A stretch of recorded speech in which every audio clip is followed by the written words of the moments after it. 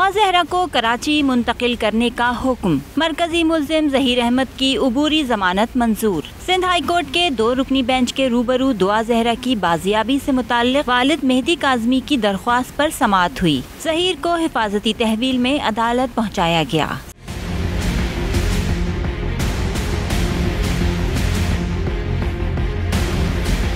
समाअत के दौरान अदालत ने ऑब्जर्वेशन दी कि लड़की कम उम्र साबित हो चुकी है। इसके बयान की कोई अहमियत नहीं। बज़ाहिर लड़की अपने शौहर से भी नाखुश है और साथ रहना नहीं चाहती। वालिदैन से भी खौफजदा है, इसलिए शेल्टर होम में रखना मुनासिब है। अगवा से मुताल्लिक ट्रायल कोर्ट ही हतमी फैसला करेगी। अदालत ने फैसले में कहा कि दुआ ज़हरा को कराची मुंतकिल करने में कोई कानूनी रुकावट नहीं। मुकदमा कराची के ट्रायल कोर्ट में ज़ेर इल्तिवा है। दुआ ज़हरा मुकदमे का मरकजी किरदार है। इसकी कराची में मौजूदगी बेहद जरूरी है।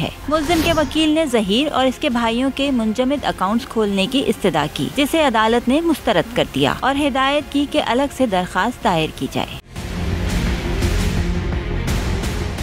एडिशनल डिस्ट्रिक्ट एंड सेशन जज शर्की ने मरकजी मुल्जिम ज़हीर अहमद और शब्बीर की 25 जुलाई तक उबूरी जमानत मंजूर कर ली। अदालत ने मुल्जिम को 1-1 लाख रुपए के मचलके जमा कराने की हिदायत की।